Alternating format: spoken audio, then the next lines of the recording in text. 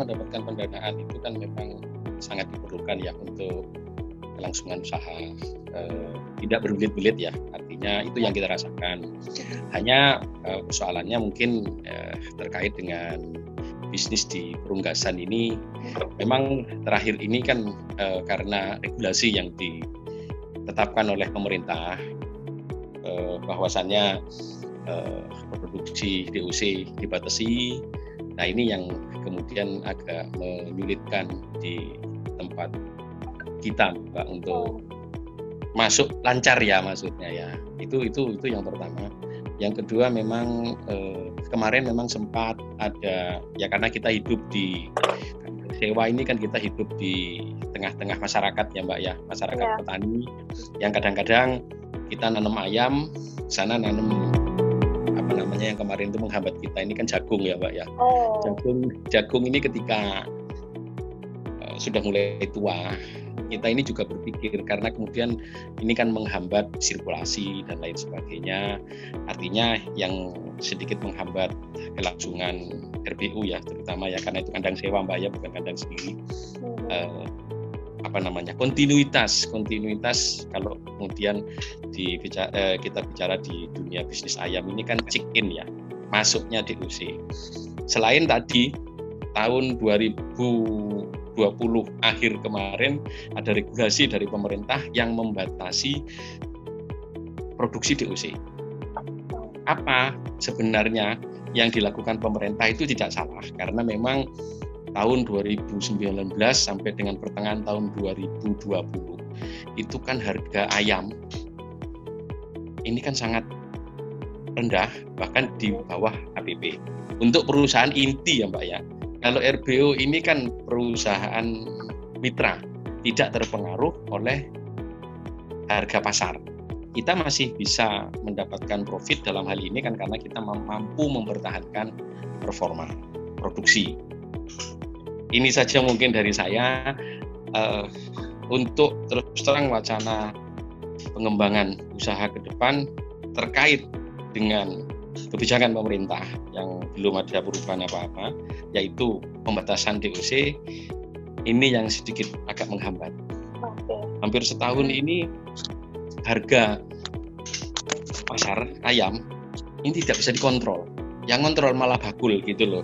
Artinya dalam hal ini perusahaan inti sebagai rekanan kerjasama RBO dalam hal ini untuk masalah mengisi ayamnya, ya ini kan juga pasti akan terpengaruh karena mereka punya mitra banyak, sementara DOC-nya dibatasi, maka mereka pasti akan melakukan pemilihan atau seleksi mitra. Nah, otomatis kalau seleksi mitra ini berarti juga mereka juga terbatas DOC-nya, hanya mitra-mitra tertentu yang tetap diisi karena mungkin performa, karena mungkin sudah kenal lama dan lain sebagainya. Otomatis menurut saya pasti karena performa. Jadi kalau kita masih diisi terus, walaupun pasti akan sedikit terhambat ya. Terhambatnya ini kan bukan karena kita, tetapi karena raw material atau barangnya ya, maksudnya DOC-nya yang harus dibagi-bagi ke mitra-mitra. Otomatis perusahaan inti sendiri ini kan juga pasti akan memilih-milih, Mbak. DOC-ku yang terbatas ini mau tak tanam kemana, kan gitu loh maksudnya. tapi Sehingga itu mempengaruhi harga ke kita, Pak. Harga enggak dong. Kita ke sana. Enggak ya? Tidak, karena kita ini kan sudah dijamin oleh pihak inti. Jadi misalnya kontraknya sekian, kita tetap akan diambil sekian. Kontraknya kan memang ada klausulnya. Misalnya kalau harga akhirnya tetap mengikuti harga pasar. Ini kan pendapatan kita juga sangat dipengaruhi oleh berapa jumlah akhir, harga pada saat kita panen itu berapa. Misalnya Mbak Tika ya, kalau harga ayamnya ini sekarang KPP kan tinggi ya, Mbak ya. Tinggi dalam arti harga juga belum tentu bisa menguntungkan buat inti. Kadang-kadang harga 16. Nah, akhirnya itu kan selisih 2.500 sampai 3.000 tergantung pasar. Nah, yang membuat pendapatan kita itu menjadi, nah ketika kita panen, kalau harga ayam normalnya kita tetap dipanen dengan harga 18.900 dan harga seperunaknya tetap, harga kontraknya juga tetap. Yang berubah-ubah itu harga akhir, karena sesuai dengan perjanjian kontraknya harga akhir itu ngikutin harga pasar. Kalau pas harga pasarnya jatuh, yang normal tetap dibeli dengan harga kontrak, tetapi yang akhir itu bukan selisih dari harga kontrak, tetapi selisih dari harga pasar untuk ayam normalnya. Itu yang mempengaruhi. Berarti jatuhnya lebih ke pengaruh mundurnya panen ya, Enggak, Pak ya? Terpengaruh harga pada saat itu, karena harga saat itu kan kalau realnya kan berubah-ubah, Mbak. Oh, bukan. Maksudnya pengaruh dari DOC yang terlambat ini berarti ke panen kita yang terlambat juga kan, Pak? Misalnya 1 tahun. Kontinuitas isinya. Setahun harapan saya kan paling enggak kan 6-7 ya. Itu memang sih. Kemudian itu kemarin kan terkendala dengan tanamannya orang. Kita kan milih enggak masuk dulu. Karena tanaman orang itu pasti akan berpengaruh ke performa kita. Di samping adalah pada saat yang sama, kita ini kebetulan kontrak di dekat kandang-kandangnya orang-orang banyak gitu loh, Pak. Kebetulan banyak yang sakit. Nah, saya pilih kalau rugi kan Nusantara juga ikut rugi. Dan saya milih mempertahankan tetap untung daripada nanti ada kendala. Kan ini kan bisnis ayam hidup, Pak. Itu sih sebenarnya kalau kemudian kita bicara pengembangan untuk sampai dengan pertengahan tahun mungkin belum bisa bicara pengembangan. Dalam arti apa sih wacana saya? Saya belum ya, ini kan masih terkait dengan benturannya kan kebijakan pemerintah, Pak. Benturannya saya juga dengan kebijakan inti juga nanti yang dia memilah-milah nantinya mitra mana yang mau saya isi. Ini versi ini loh maksudnya loh ya. Kalau versi kita ya maunya sih selama tidak kendala di lingkungan sekitar kita maunya rutin. Tetapi karena ada kendala di lingkungan itu sebenarnya tidak terlalu dia pengaruh juga sih. Tapi yang paling utama ini kan kendala yang ditimbulkan akibat regulasi pemerintah, kebijakan pemerintah. Ya.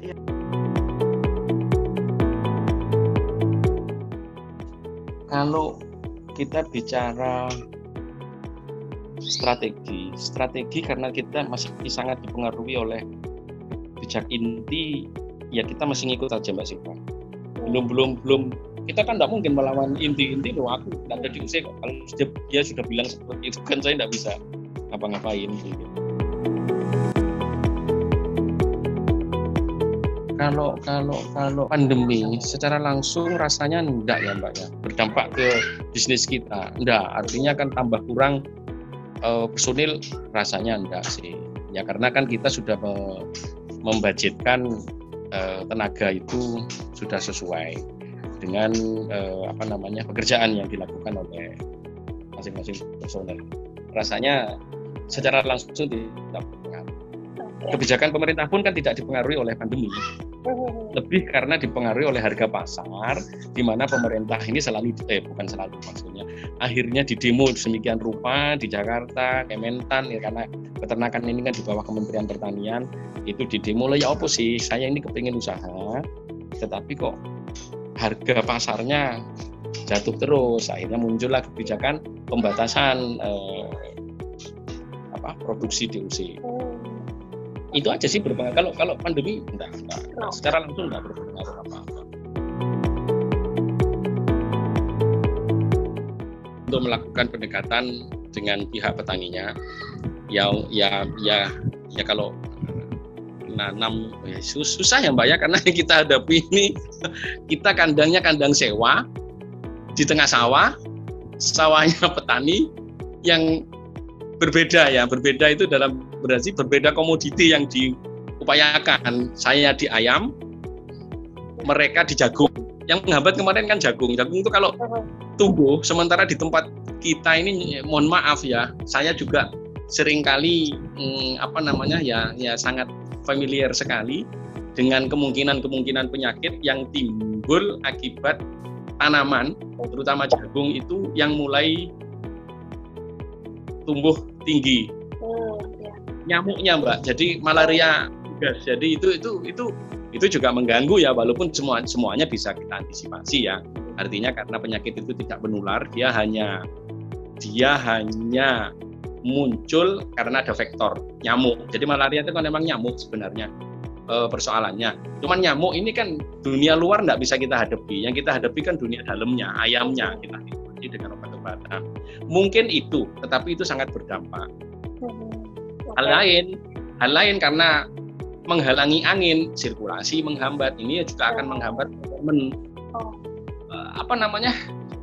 dilema ya buat kita. Dilemanya ini kita tidak mungkin bisa berhadapan dengan dunia luar, apalagi kan kita sewa kandangnya di tempatnya orang gitu loh Pak. Jadi kan paling tidak kita hanya melakukan pendekatan saja. Sementara kalau mungkin kebijakan pemerintah ini kalau nggak salah bisa sampai Juni ya. Ini kebijakan di mana regulasinya adalah pembatasan daripada jumlah DOC. Mungkin kita baru bisa agak bicara ini setelah bulan Juni ya, mungkin ya. Setelah perubahan kebijakan loh ya maksudnya. Ya, karena apa? Ketika kebijakan pemerintah itu jalan kan kita juga tidak bisa berbuat apa-apa. Karena kebijakan pemerintah itu kan berdampak ke inti, bukan ke kita.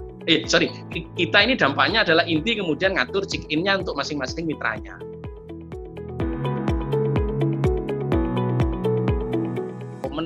Kita masih bisa kontrol, hanya check-in-nya ini yang sangat disayangkan sekali. Terus terang kita tidak bisa kontrol karena kita kan sangat bergantung kepada perusahaan inti. Itu aja Mbak. Artinya kan kita kan setiap siklusnya atau setiap periodenya masih bisa memberikan performa yang bagus sehingga kita masih berbagi keuntungan walaupun mungkin dampaknya pembatasan DOC ini akhirnya Mbak, karena pihak perusahaan yang punya DOC ini sangat terbatas DOC-nya, akhirnya yang saya rasakan adalah DOC ini kadang-kadang kualitasnya agak serampangan. Ya loh, namanya juga dia dibatasi. Ya apapun kadang-kadang KB2 jadi KB1 gitu maksudnya. Nah, itu yang berdampak kepada hasil akhir. Sementara akhir saya kan tetap secara perjanjian kontraknya kan dibeli dengan harga pasar untuk ayam akhir. Kalau untuk ayam normalnya tetap dibeli dengan harga kontrak sehingga kita masih diuntungkan dengan kan kinerja, terutama tim anak-anak ya maksudnya ya. Yang kedua ya kalau bisa main 6-7 kali ya kita. Ketika kebijakan itu sudah berubah ya kita kepinginnya main 6-7 kali. Kalau usaha yang di seputaran pemeliharaan ayam rasanya tidak ada lompatan Mbak, kecuali artinya lompatan itu diversifikasi ke usaha lain belum sih, saya rasa kita lebih konsentrasi kepada pencapaian performa. Sama pencapaian target setahunnya ya, maksudnya kita usaha ini kan kadang-kadang hitungannya kan tidak setiap siklus, tetapi lebih kepada setahun saya bisa menghasilkan berapa. Kalau bisa menghasilkan beberapa siklus misalnya daripada siklus yang sudah jalan ini dengan performa yang bisa kita pertahankan, ya kenapa tidak gitu.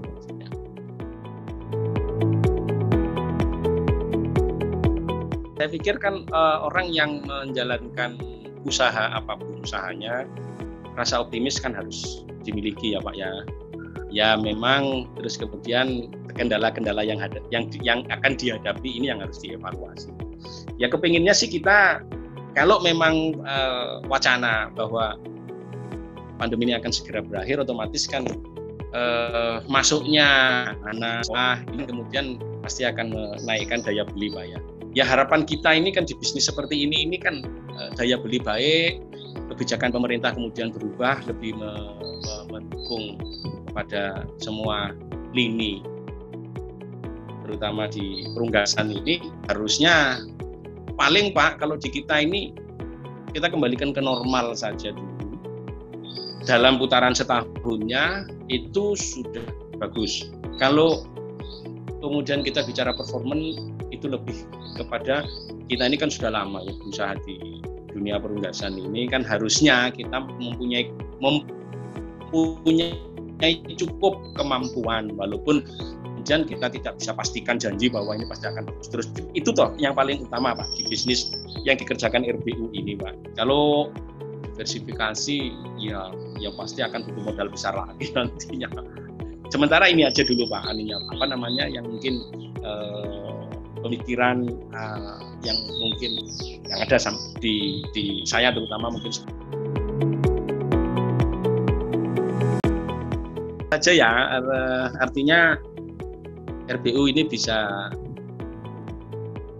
mempertahankan performa paling tidak, kemudian harapannya setelah Juni ya, estimasi saya sih, kalau saya dengar-dengar atau diskusi dengan teman-teman sesama peternak ya, saya bilang saya peternak ya, saya bukan pengusaha, sama teman-teman obat-obatan, kebetulan saya dulu punya teman banyak obat-obatan sama pembibitan, itu ya harapannya Juni ini regulasi pemerintah ini lebih lebih ada harapan lah untuk peternak, lebih bisa kontrol harga. DOC bukan dibatasi, ini kan sangat-sangat terbatas Mbak Tika, sangat-sangat terbatas. Maksud saya bukan dikendori sehingga kemudian nanti sama aja, begitu dikendori produksi jebret harga pasar jatuh aja nanti yang muncul. Pastinya kebijakan pemerintah harapkan bisa continue gitu, bisa memberikan harapan yang next, jangka panjang, long term buat semuanya gitu.